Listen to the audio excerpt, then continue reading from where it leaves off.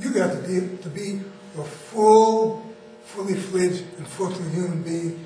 You got to deal with this. There's no way around it. You've got to deal with this. So in the art, we begin on a physical level. Why? Because that's the first thing that you see when you see somebody. You see the physicality. When you see the dysfunction, unless you know them, you see their dysfunction in the physical realm. Standoffish, angry, fist balled up, fearful, something will happen. Instinct, I got to do for me first. Take care of me first, and I might get around to you. So the teacher, in the art, we begin to see this. The person's posture. How do they hold their posture? How do they adapt to the changing postures? Or they lock into one thing?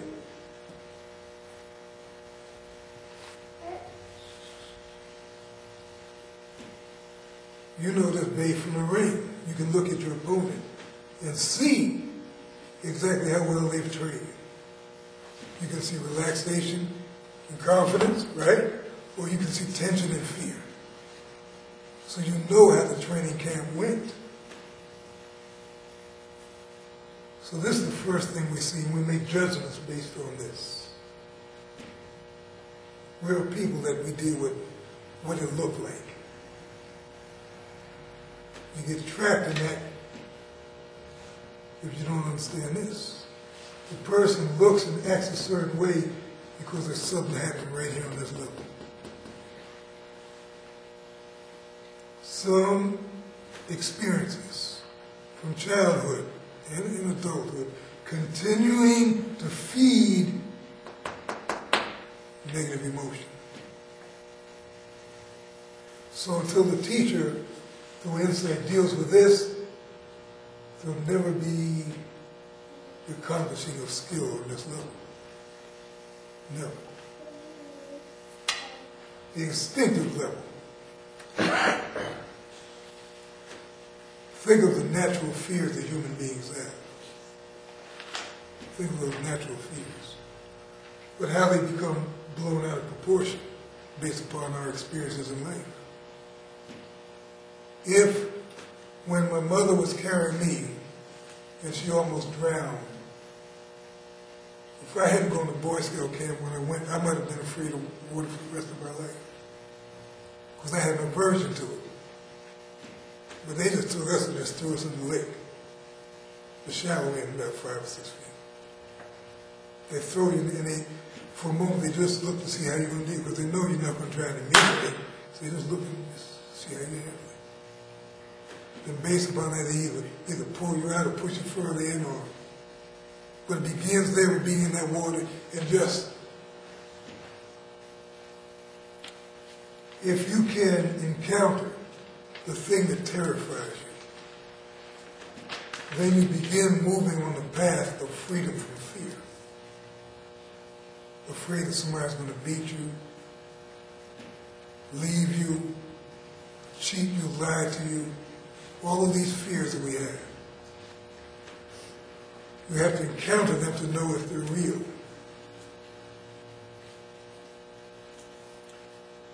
But one fear that we're not considering properly is the fear that we have of each other and the danger that that brings. Who knows why that young soldier was shot in his back on leave to visit his mom and his child? Who knows why? Maybe somebody had some addictions on a physical level. He had to get paid. Who knows? Some need on the emotional level. Somebody beat me, I'm going to beat somebody. Somebody hurt me, I'm going to hurt somebody. Could be the reason.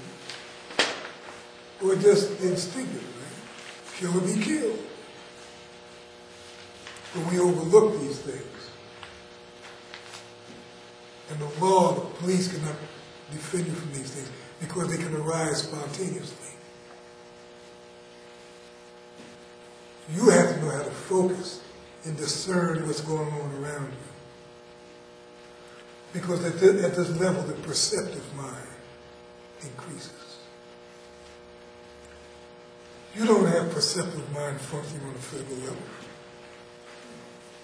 Emotional level, instinctive level, it's the mental level with the perceptions blossom. And you begin to see things that get past a lot of people. Police officers, military people, they develop this mind because you can't stay alive if you don't develop this. You have to develop this to know how to deal with these in a combat situation because instinct takes over. You want to run. Something's going to hurt me there. I got to get away. I got to run. That takes place on the battlefield. But here in the community, it happens also. I got to run away from responsibility. Do what? Oh no. I can't do that. I got to get away from that. Financial responsibility, political action, liberate myself politically, go up against the powers that be. I'm running away from that one. But I will hide in food and drink and women and men and the mall and all these things. I'll drown myself in that. Men have been doing that for centuries. Hiding in a woman. Women hiding in a man. You know it's real. Because at one point in our life, for a brief moment, we decide to hide from something. You must deal with these three in order to physically or completely deal with this here. You can't transcend your physical problems without this. You can't transcend your emotional problems without this. You can't transcend your instinctive problems without this. And until that happens, this ain't none but a conversation. And yet, that's where most people begin. You see, next to spiritualized spiritual systems, most people begin there. I'm going to go get involved in this spiritual system. Okay. So, in one spiritual system, you hear that God so loved the world that he gave his only begotten Son. How do you relate to that right here?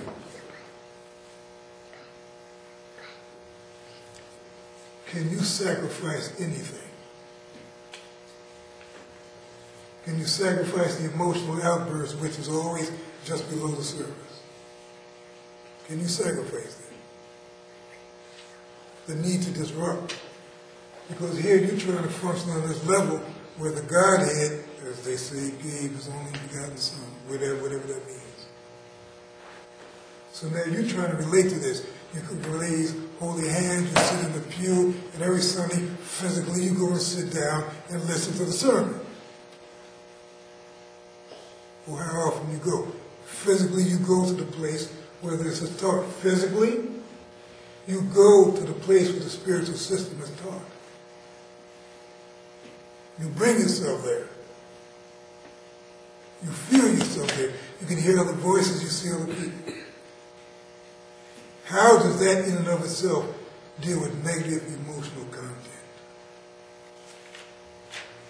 How does that in and of itself help you get past those negative experiences, which don't allow you to hear completely what's being said? We're dealing with spiritual principle on this level.